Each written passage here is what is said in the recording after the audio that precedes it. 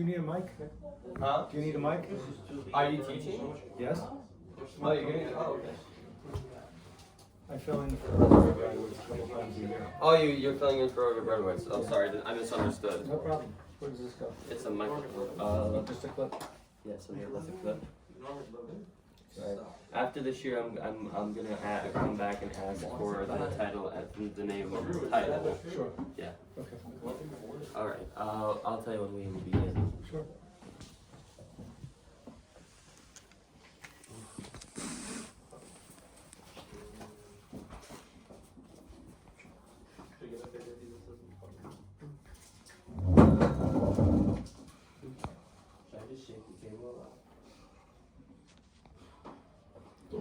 Good afternoon, everyone. First, your Rishus, Rabbi Bradowitz, such an honor just to be here and get to see him a couple times a year. But my name is David Fink. I been a Talmud of Rabbi Bradowitz for about 40 years. I was first a Talmud of his at the University of Maryland Law School, when he was teaching sales and secured transactions and commercial paper. And he was known as the greatest professor in the university. But every time you saw him in the law school, he had Svarim in his hand. Mm-hmm. He's running through the hallways with Gemaras and with Rambams, and that's who he was. It's a tremendous chus to be here. I come a couple times a year, and Rabbi Bradowitz gives me the ability to talk to some of the guys here about some of the ideas I've been working on. Baruch Hashem, over the last 20 years, with Torah Anytime, Rabbi Bradowitz's Olam of Talmidim has expanded to the thousands and thousands of people who can reach him online. And I'm not exaggerating when I tell you that we start off every Friday night Suda in my house in Baltimore with my wife and my children and my in-laws, my son-in-laws, my daughter-in-laws, discussing Rabbi Bradowitz's ideas of the week. And just everyone should realize how lucky you are to have just to be in his presence, let alone to learn Torah from him. So normally I give a kind of some independent, off the beaten track ideas, but Rabbi Bradowitz this week asked me to speak about one of the great Torah lawyers who passed away about 10 days ago. How many of you all have heard of Moshe Hauer, who passed away? He was executive vice president of the OU. Oh yeah. And prior to that, he was a Rav in Baltimore for more than 20 years. He was my Rav.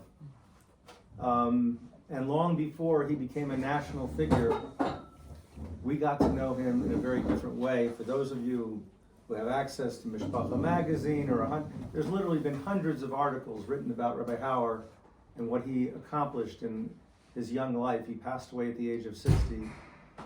But just in the last 2 years, there was no one in Washington, D.C. more often than Rabbi Hauer, banging on doors of people to make sure that the land of Israel was supplied with what they needed to fight this war, but more importantly, to put whatever pressures they could in any way, shape, or form to get the hostages home. And that was his, to say that, people know him for that, and they know him as a man of compassion, and they know him as a man as intense passion. But as a former president of his shul, I got to know him very differently, that maybe only 15 people ever got to know him like. You see, in many shuls, the rabbi reports to the board, and the president's the head of the board. It wasn't that way in B'nai Jacob Sher Zion in Baltimore. It was Rabbi Hauer's shul. The job of the board was to carry out his bidding. So every week for an hour, the president of the shul would have a meeting with Rabbi Hauer one-on-one to discuss what was going on in the shul, what things needed to be redressed, and which things were coming up. Was there a social event? Was there a dinner? And we got to know Rabbi Hauer in a very different way, let alone being a congregant of his for 20 years. And I used to go to a shiur with him every Monday night and every Thursday night. One was a Kabbalah shiur and one was a Chumash shiur. The man had no bounds of what he loved to teach. He loved to learn Torah, and he loved to teach Torah. And I think there's so much to learn from Rabbi Hauer's life that Rabbi Bradowitz asked me to speak a little bit about that. So I have to tell you, in Baltimore, I'm a trial attorney. That's what I do. I do that 4 or 5 hours a day or 3 days a week, whatever you want to call it. Whenever I have to be in court, I'm a trial attorney. When I'm not in court, I'm learning. And Baruch Hashem, I have the ability to do that. But as a trial attorney, you're very much paid to have a poker face. And one of the greatest skills you can have is being able to read the other side's tells and knowing when they're giving away something, whether it be in a deposition or whether you're reading a juror to try to determine which parts of your arguments they're latching onto. I'm going to try to keep my poker face on today, but I have to tell you, this is very, very emotional for me. I'm not embarrassed to say it. I loved Rabbi Hauer. He's an exceptional, exceptional human being. And you'll hear more when I get into the discussion that the reasons for that were not because we agreed on everything. We did not agree on everything. And just to give you a little idea at the outset, when Rabbi Hauer and I did not agree on something, his mahalach was not to argue. His mahalach was to say, Tuesday at 3 o'clock, come, we'll have a meeting, we'll discuss. I want to hear your point of view. I want you to hear my point of view, and we'll try to figure this out. I'm not saying that on those rare occasions, there was 2 or 3 items over 20 years that we did not see eye to eye on. But it wasn't about trying to change someone's mind. It was always about trying to find common ground. And that's why Rabbi Hauer, even though he was a member of the yeshivish community that wore a black hat, he was welcomed in non-Orthodox circles and secular circles and Goyish circles because he treated everyone like a mensch. And he realized that every person has value and what to bring to the table. So I want to tell you first how I met Rabbi Hauer. I knew of him a little bit because I'm in Baltimore. I knew Rabbi Hauer just became the Rav of a shul there, and he had learned in Ner Yisrael, and he married into a family that my parents knew very well and that I grew up with, a very prominent family in Baltimore, the Baumgarten family. And he became the Rav of what was called B'nai Jacob Sher Zion, a merger of 2 shuls. At that time, I'm a young man, and I had a chavrusa. He was my chavrusa for 26 years, a man named Meir Gutman. And aside from our regular times for learning, I would learn with him Shavuos night. Because Shavuos, you stay up all night and learn. So from 12 midnight to 5 o'clock a.m., for many, many years, I would learn with Meir Gutman, in addition to our regular Sdarm. One year, my chavrusa calls me and says, listen, my son is now 11 years old. He wants to try to stay up Shavuos night, and I want to learn with him. So I'll tell you what, I'm going to learn with my son from 12 to 2, and then we'll get together from 2 to 5 at the Agudah Shul in Baltimore, and we'll learn from 2 to 5. I said, great, no problem. The only problem is it's a week before Yontif, and I have no chavrusa now for Shavuos. What am I going to do from 12 to 2? So someone told me that Rabbi Hauer used to give an all-night Shavuos shir from 12 to 5. He didn't move. He gave shir for 5 hours. And it was incredible. But 5-hour shir, I thought maybe there'd be breaks and there'd be schmoozing and whatever, but I went 12 o'clock to hear the 5-hour shir. Understand, these names might not mean so much to everyone here. I know some of you are more beginners than others.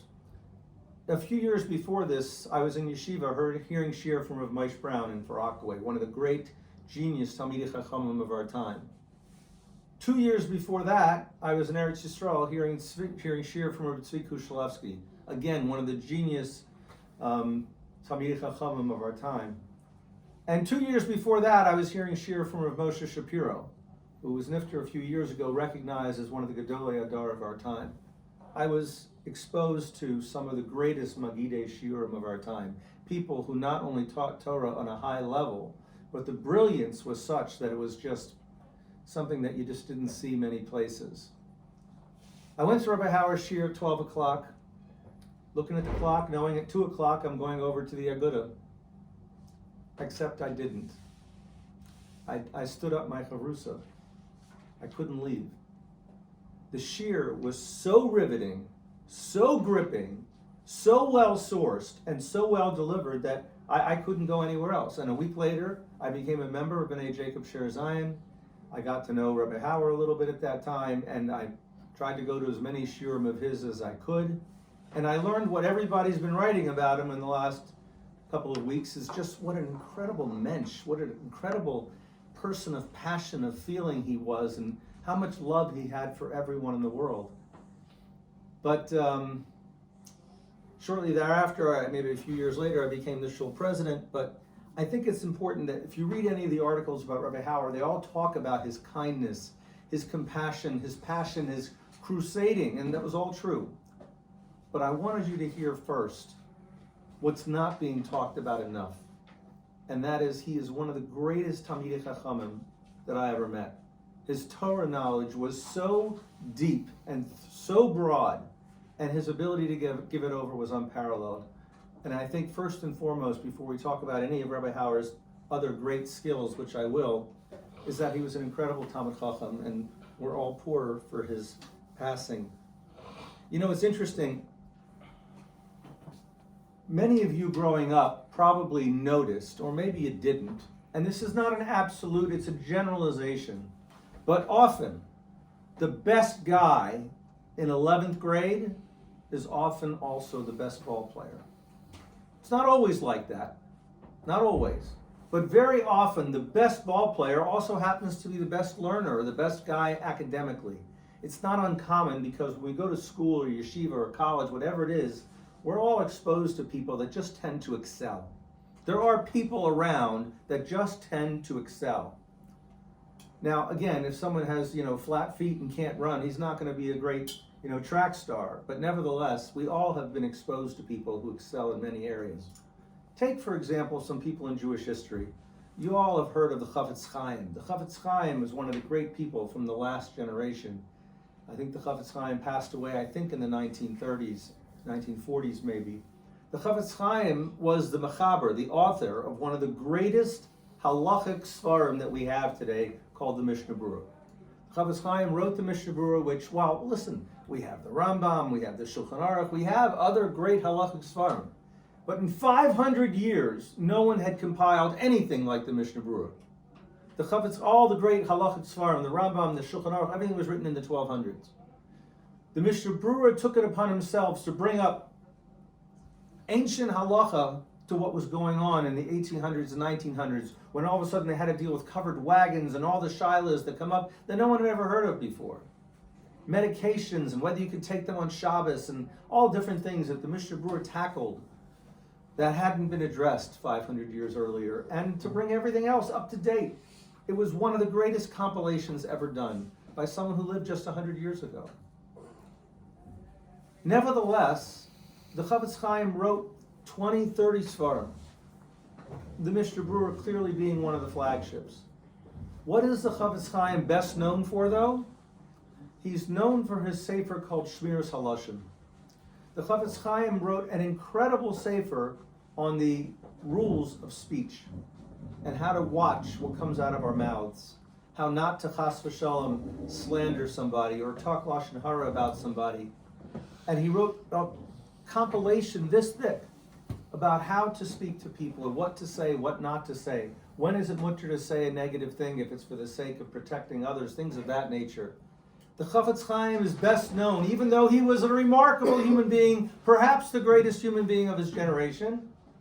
And he wrote many svarim, like I said, including the Mishnah Berurah, but he's known for Shmiras Halashon. Why is he known for Shmiras Halashon? Because it was unique. There's no one else in history who's ever written a sefer about watching our tongue and how we speak. The Chafetz Chaim was unique in that regard, yes. Does that affect your job as a trial attorney at all? Having to watch what you say, or trying not to slander someone that you're going against? Does that get tricky for you? It's a fantastic question, and I will tell you that early on in my career, when my beard was still brown, these are things that I discussed with many Rebbeim. What I'll tell you is it comes down to the same nakuda as something which really overarches everything else. And that's when you're in the Goyish world, understand that you're representing HaKadosh Baruch Hu. Not only representing the Jewish people, you're mamish representing HaKadosh Baruch Hu. The Goyish world looks at HaKadosh Baruch Hu and understands him through the Jewish people. And the way we conduct ourselves, forget about lying, chas v'shalom. First of all, you tell a lie, a jury will punish you. That's how it gets caught. That's how you lose cases. It's not who's right or wrong who wins the trial. It's not the better lawyer. It's two things: who's better prepared and who gets caught in a non-truth. So as a message I would give to everyone who's ever going to be in the Gaish world, for that matter, Kal v'chomer in the Frum world, nothing but emes should leave your tongue. Nothing. That's first of all, and that's an overarching principle that obviously implies a lot of things about what you're talking about. But slandering somebody, even if it's for a good purpose, like winning a trial, you don't get rewarded for that. And one of the things that one of the Rebbeim I went to speak to about this when I was early on in my career is that was the message he gave me. Be an ish emes. Be a man of truth. People respect people of truth. And you're not going to be punished for that. And it was words of wisdom beyond what I expected. But nevertheless, that's something that's carried me for 35 years. In any event, there are other people in Jewish history like the Chafetz Chaim who are known, even though they accomplished many incredible things, because that's what happens. There are certain people that excel, but they're known for one thing. The next one I would mention is the Tur. You may have heard of the Tur. The Tur is the mechaber of the great sefer called the Baal HaTurim. The Baal HaTurim is the sefer which takes gematrias, numerical values of letters, and says this pasuk equals this pasuk, which is the same amount of mathematical genius. And the Tur didn't sit around with a slide rule or a calculator. He was one of those geniuses who would read a pasuk by Yomer Hashem al Moshe Lemar and know exactly how much that equaled 642 in numerical, and say that equals the same thing as Torah emes v'shoaso emes. That's how he looked. His mind worked. He read a pasuk. He knew what the numerical value was. Pure mathematical genius. If any of us devoted the rest of our lives to studying gematrias, mathematical equivalents of psukim, we would never touch the shoes of the Tur because we don't have the minds of that mathematical genius that he was. Many people don't know that the Tur is also the mechaber, the author of the Tur Shulchan Aruch, which is one of the companions for the Rambam and the regular Shulchan Aruch written by Rav Yosef Karo, one of the greatest halachic masterpieces in the 12th, 13th century.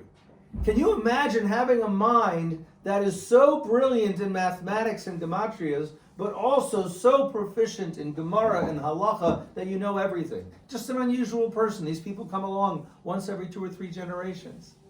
And that's who the Tur was. But what's the Tur known for best? Yeah, the Tur Shulchan Aruch is a great halachic composition, and people do refer to it. Rav Yosef Karo referred to it when he wrote the Shulchan Aruch. But he's best known for the Baal HaTurim, the gematrias and the mathematical equivalents, because never in history has anyone written a sefer like that. There is nothing else. There's nothing comparable. So when people tend to have multi-areas of excelling, they tend to be known for one or two things. And the last one I point out is David HaMelech, King David. David HaMelech, I would like to say that we could write books about his life. We did write books about his life. It's called the Navi. Even in secular history, there's volumes devoted to the Davidic kingdom. King David was famous all over the world, the greatest dynasty during the time of the Jewish people, an unprecedented history of peace and flourishing, where every country in the world wanted to trade with us and be aligned with us. But David HaMelech went through so much to get there. He started off his life as a shepherd, and later he was anointed to be the next king after Shaul, and Shaul became enraged that David was going to try to take his place. That's after David married Shaul's daughter. Imagine how Thanksgiving dinner was in that house, where he marries Michal Bas Shaul, the king that he's supposed to take over for. His wife's father doesn't like him, tries to kill him. Then later, David HaMelech is fighting wars after wars to secure Eretz Yisrael, until finally there becomes a huge machlokas between his children over who's going to succeed him. And one of his sons, Avshalom, who has a monument at the bottom of Har Zaysim, pledges to kill him and tries to kill him. The strife that David HaMelech went to, literally you could write books about David HaMelech, what he went through, and how beautiful his malchus turned out to be, and how it set the standard forever of what the Jewish kingdom, monarchy, was supposed to look like. What's David HaMelech best known for, though? David HaMelech's best known for Sefer Tehillim, a prayer book. And 2,000 years later or more, it's the go-to book we all pull out when we want to daven for something.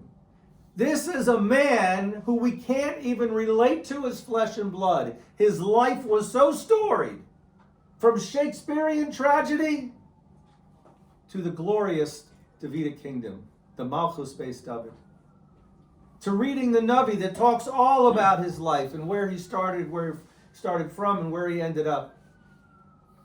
The Gemaras that talk about how he only lived a short time, 70 years. The Mefarshim Chazal say that Adam was supposed to live to be 1,000, the first man, and he only lived to be 930 because he saw Benavua, this great man, David HaMelech, was not going to have a life, and he gave 70 years of his life for David HaMelech. David lived to be 70 years old.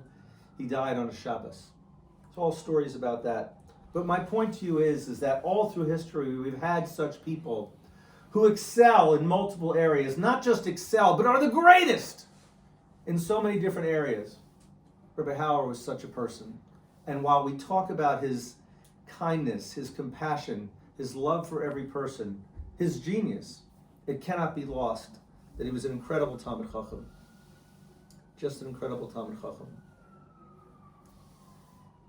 I remember when I was president of the shul, one of the things that the president was privy to was Rabbi Hauer's schedule.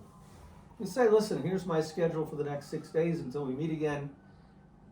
It was not uncommon to have a day, 6 o'clock in the morning, minyan, right after minyan, fly out to California to be Menachem Avel someone, then catch a plane to Detroit, Michigan to be Mesader Kedushin at a Chasana, then take a plane to New York to be there by 10:30 in the evening to be Menachem Avel somebody else, and then take a train at 1 a.m. so he could be home and see his children and his wife in the morning. It was not uncommon. When I got wind of what his schedule was, when I became president of the shul, I thought this was an isolated event, but it wasn't.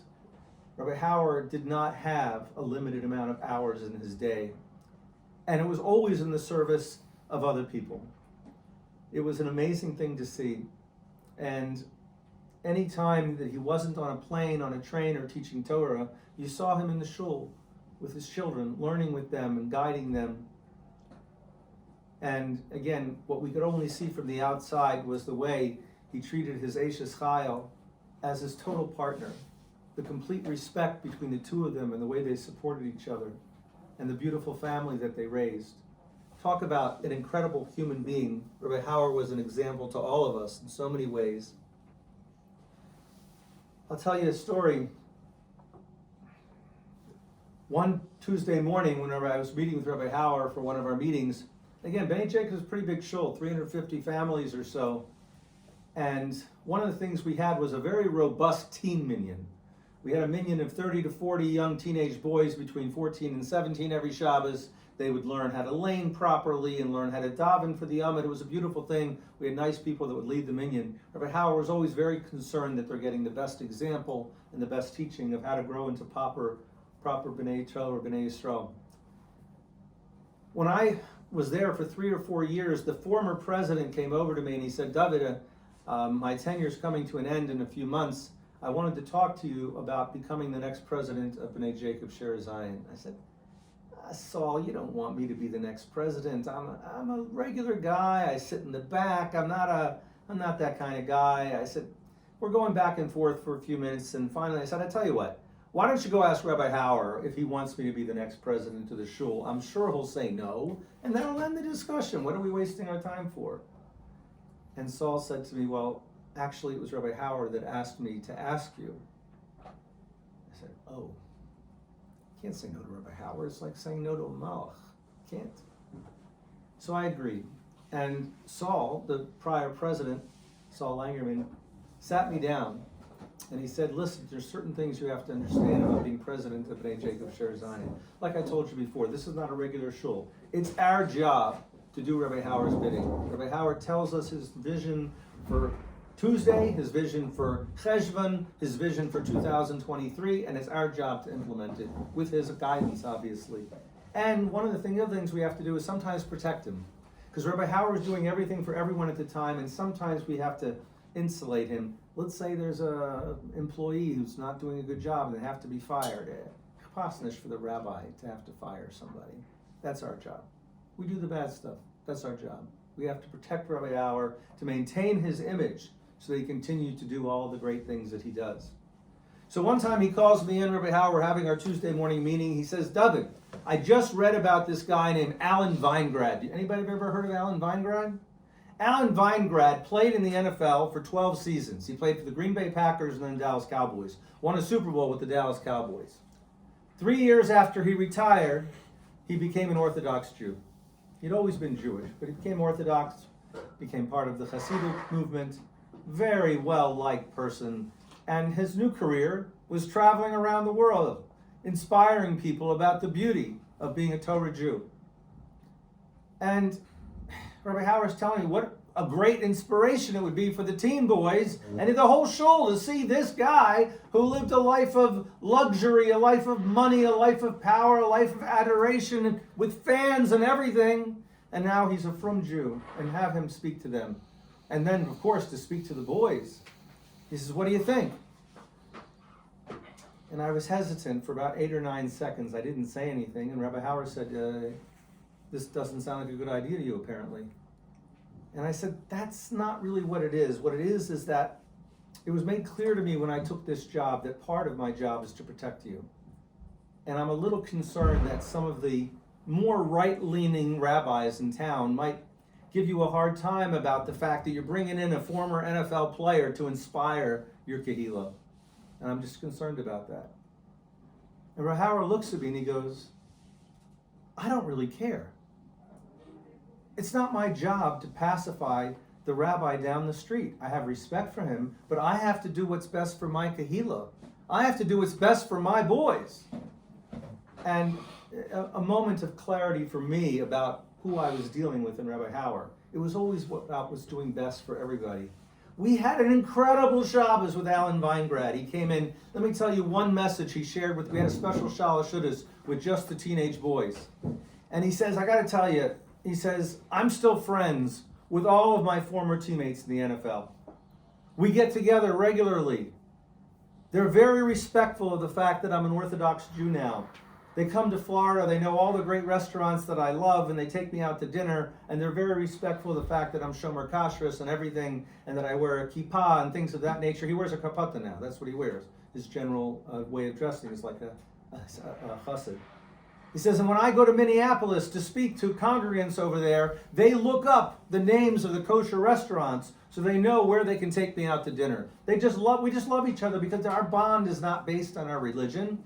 But let me tell you something, when you spend 3 hours in an ice tub with people, you have a bond. And I have a bond with these people. They are not only my former teammates, we've been through the ringer together, literally, and they're my friends. And we do whatever we can to get together whenever we're in the same city. But now, guys, I got to tell you, I travel all around the world. Last week I was in Los Angeles. The week before that, I was in Jerusalem. The week before that, I was in Brazil. Every Friday, I get picked up by some Jewish guy that I've never met before. I get put up in luxurious accommodations in someone's house. I speak in their shul and Shabbos, and then I go fly to the next city. I got to tell you, this club of Orthodox Judaism that we share is far better than anything I ever had in the NFL. And I said to my wife that afternoon, I can tell my children the beauty of being a Torah Jew. I can teach them the greatness of being a Torah Jew, but I cannot tell my sons that this is better than being an NFL player. I can't tell them that. Alan Weingrad was able to tell them that. And it was a message that really hit home with many of them, that what we have here is so special, it's even better than playing in the NFL. And that was something that Rabbi Hauer saw that was going to bring something to our kehillah. And it did, and Alan Weingrad remained a friend of mine for many, many years thereafter. I'll tell you 2 other things. Rabbi Hauer's compassion for everybody was such that I made a siyum, 7, 8 years ago. And when I told Rabbi Hauer when the siyum would be, I'm trying to accommodate chavrusas of mine for 20 years that we've been learning together. And it turned out that he has a chasana that night. He felt really bad that he was not going to be able to make the siyum. Mamish, tears in his eyes, that he was going to miss my siyum. And about 2 hours before the siyum, he called me. just to tell me that he's there with me and how proud of me he was. And he's sorry I can't be there, but I should know that he really is there. And this happened all the time. He couldn't be in 20 places at once. If unfortunately had a miss. I made a chassan a few years ago for one of my daughters, and Rabbi Hauer again apologized. He's working for the OU already. He's not going to be in town. I said, I feel terrible that you're going to miss it. Rabbi Hauer was Masader Kedushin by 2 of my children's chasanas. Of course, always had a bracha at every chasana, and it lent gravitas to the situation just that he's in the room. And he told me he wasn't going to be able to be at this latest chasana for one of my daughters. And sure enough, the chasana is at 6 o'clock. 10:30 during the dancing, Rabbi Hauer walks in. He'd taken a train back early so he could get there for at least a little bit of the dancing and wish me a mazel tov. And it wasn't because I'm special.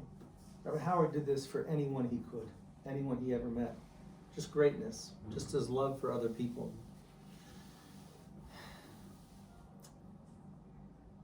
Like I said, we didn't always agree, but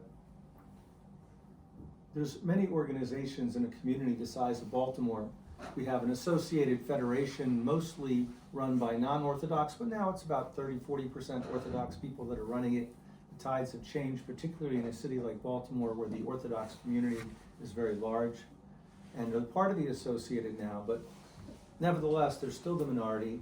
And they're one of their flagship organizations of the Associated Federation of Baltimore is called JCS, Jewish Community Services. This is an organization that gets millions and millions of dollars a year from the Associated. They help people find jobs that have been lost jobs during a recession. They have psychological counseling for people that are having issues with anxiety or whatever it is, anything they need to help get them back on their feet. Maybe they're having strife at home and they need marital counseling. Whatever it be, JCS has people to help. They're underfunded. People that need to meet with a counselor once a month are meeting with them once every 3 months. They only do what they can do. But nevertheless, there's an old adage that you're familiar with. If you give a man a fish, he has food for a day. If you teach him how to fish, he has food for a lifetime. And this was one of the areas where Rabbi Hauer and I didn't always agree. JCS had asked me to become one of their board members, and I was pretty busy at the time, running as chairman of the board or president of 7 or 8 different organizations in Baltimore. And I said to Rabbi Hauer, I said, you know JCS, you're very involved with the Associated, is this a good use of my time? And he explained to me, we have many good organizations in town, and JCS really tries. He said, but we have poor people in town that need money. They need help. When they go into JCS and explain their situation, they get forms to fill out. Where was your last job? Are you having any problems at home? Do you have any drug or alcohol problems? All different things that they need to know to see which of the resources they need to hook you up with to help get you back on a straight path. He says that's what happens when you go into JCS. When you go to Avos Yisrael, which is one of the Orthodox programs run in Baltimore, you get a check. We need people to explain to JCS that more people need a check when they come in the door and they're having problems. They need a check. And shortly after I, with Rabbi Hauer's encouragement, became a board member of JCS, I saw how hard they work to teach people how to fish. It's interesting. I tried to understand Rabbi Hauer's point of view on this, and the irony of ironies is that I learned it from him myself. I told you we had a Kabbalah Chabur with Rabbi Hauer for about 8 years on Monday nights. I know many of you are not familiar with Kabbalah. Suffice it to say, I'll give you the 30-second version. There are 10 spheros, 10 conduits that Hashem uses to connect the spiritual world with the physical world, where Hashem generates the kochos of Shemayim into our world to make the world operate in a certain way. Whether you want to call that teva, whatever you want to call it, it's the connection between our world and the spiritual world. It starts with Malchus and it ends with Keser and all these different things in between. 3 of the ones I want to tell you about. There's 2 spheres that are called Rachamim and Chesed. Rachamim we colloquially translate as mercy. Chesed we colloquially translate as kindness. And if you ask the average, real serious Talmud Chacham rabbi, what's the difference between Rachamim and Chesed? It's a hard hair to split. The Kabbalah Sfarim discuss it a little bit differently. It really hits on this point we just talked about. Rachamim is understanding that someone has a need and I'm going to fill it. But giving someone fish does not solve his problems of next week. That's rachamim, is giving somebody a fish. Chesed is having the seichel to understand what you can do for a person that solves the problem long term, not just today. And the way the Kabbalah Sfarim describe this, that I learned from Rabbi Hauer and others, is that there's a third one of these spheres called Gvura, strength. Gvura modifies rachamim. Strength tells us how to take our genuine concern for somebody else, our merciful feelings for them, and turn it into chesed. Those two combined, Gvura and rachamim, equal chesed. Using seichel and strength to say, I understand he needs fish today, but I have to teach him how to fish so he can feed himself tomorrow. The Mechilas Kvodo of Rabbi Hauer, I have to say that one thing. If Rabbi Hauer had a flaw, the flaw was he was a man filled with rachamim. Rabbi Hauer could not see a need without addressing it immediately. In every person, whether they were to his left or to his right, he would go to Capitol Hill to lobby on behalf of the hostages. He'd be met by a Reform rabbi there. And the Reform rabbi, who Rabbi Hauer knew from other visits to Washington, would tell them, I still don't agree with, because Rabbi Hauer would say, let's talk about what we do agree on. Let's talk about our common ground to try to get these hostages home. That was the need. And for every person he ever met, every person who came to his office with a problem, every person who had a question, it was always this rachamim. It was always, how do I help this person's need? And I've known a lot of people in my life. I've never met anyone who exemplified this like Rabbi Hauer. And perhaps the greatest thing I can say about him is that despite his 22-hour days, despite his never resting and being able to do for others, he never put his family second. Rabbi Hauer was one of those unique people that had time for everything. Maybe it's because he put in 22 hours a day. He had time to learn with his sons. He had time to learn with his daughters. He had time to spend with his wife. He showed everyone through example the beautiful relationship he had with his children, the great relationship of mutual respect and love that he had for his Rebbitzin. Exemplary in every way. For that matter, the exemplary way he interacted with his own parents and showed them proper kavod. It's a huge loss. I could literally speak for hours on the things I learned from Rabbi Hauer, and I continue to review in my head every day.